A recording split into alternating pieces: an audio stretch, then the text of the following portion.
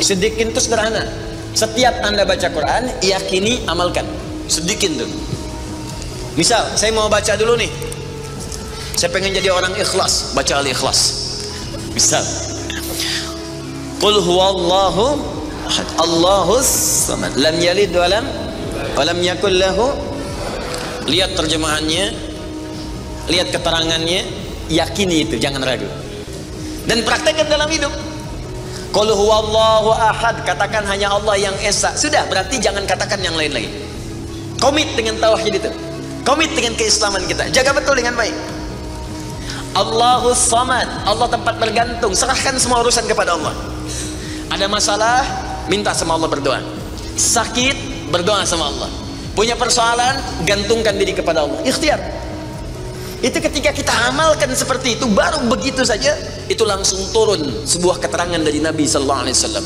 Jika Anda mampu mengamalkan satu surah ini saja, ini rahasia. Inilah rahasia. Ada seorang sahabat, hadisnya sahih, dikutip kemudian oleh Sayyid Qutb juga dalam kitabnya Al-Aqaidah Al-Islamiyah. Syekh Muhammad Nasiruddin Al-Albani pun mensahihkan hadis ini. Ketika Nabi selesai kemudian menunaikan salat, terdengar seseorang berdoa. Perhatikan doanya. Doanya menggunakan pembuka surat Al-Ikhlas.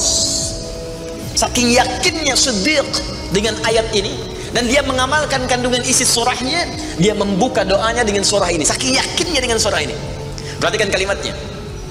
Allahumma ushhidu bi annaka antal ahadus samad, alladzi lam yalid wa lam yulad wa lam yakul lahu kufuwan ahad. Allahumma inni as'aluka an taghfira liya. Hadisnya sahih. Kata orang ini, ya Allah, saya menyaksikan, meyakini ya Allah, bahwa hanya Engkau satu-satunya Tuhan yang layak dipertuhankan dan disembah. Aku meyakini bahwa satu-satunya Engkau adalah Tuhan yang menjadi tumpuan dalam setiap permohonan. Engkau tidak beranak dan tidak diperanakan, dan tidak ada sekutu bagimu. Aku nggak minta banyak ya Allah, aku hanya mohon ampuni dosa-dosaku. Begitu selesai kalimat itu diucapkan, terdengar oleh Nabi. Apa keterangan Nabinya? Perhatikan kalimatnya. At-tadri bimadza du'i? Ya fulan, tahu nggak Anda itu baru mengucapkan kalimat apa tadi? Apakah engkau paham? Engkau baru mengucapkan kalimat apa tadi dalam berdoa? Kata orang ini, wallahu wa rasuluhu a'lam. Ya Rasul, saya nggak paham apa yang dimaksudkan kecuali Allah dan Rasul yang lebih mengetahui. Ini adab. Adab. Walaupun gini, kalau Anda sedang mengerjakan sesuatu dan Anda paham dengan itu, kalau ada orang lebih pintar daripada kita, ustadz, ulama, apalagi nabi, nanya pada kita, maka adabnya bilang aja nggak tahu. Karena boleh jadi mereka memiliki hikmah yang belum sampai kita kepadanya. Kalau kita jawab, saya tahu ya Rasul, nggak akan nyampe kalimat nanti. Ya. Jadi kalau Anda sedang mengerjakan sesuatu, zikir misalnya, la ilaha illa anta subhanaka inni kuntu minadh dhalimin. Tanya ustaz, datang ustaz, masya Allah pak, zikirnya bagus banget, tahu nggak maksudnya? Tahu, lewat tuh ustaz udah. Bilang aja, belum ustaz, Allah Rasulullah alam. Oh begitu, kalau belum kenapa dibaca? Ya saya pernah dengar saja, maka diterangkan begini maksudnya pak, begini, Anda dapat ilmu baru. Makanya sahabat seringkali kalau ditanya Rasulullah, bilangnya Allah Rasulullah alam, Allah Rasulullah alam, supaya dapat ilmu baru. Itu diantara rumus di ilmu hadis. Jadi kadang-kadang orang kita sekarang sahabat bukan, tabiin bukan, tanya tahu semua. Bahkan saat ditanya buka Google dulu. Oh, ya udah, ngapain ada ustaz? Allah wa rasuluhu a'lam. Maka apa jawab Nabi? Laqad da'auta bi asma'illahil a'zam. Diriwayatkan bismillahil a'zam. Idza du'iya biha ajab wa idza su'ila biha a'ta.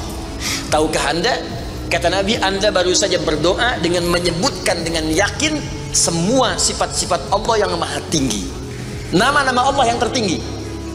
Nama Allah yang tertinggi, nama tauhidnya Al-Ahad, nama tertinggi. Karena dengan itulah nama ini Allah ditakdiskan, dikuduskan. Dengan nama ini Allah disembah, dan dengan nama ini Allah dipertuhankan. Kata Nabi, Anda baru berdoa dengan menyebutkan nama Allah yang paling tinggi, yang kalau disebutkan nama itu di awal doa, maka semua doa yang disampaikan akan dikabulkan, semua permintaan akan dijawab.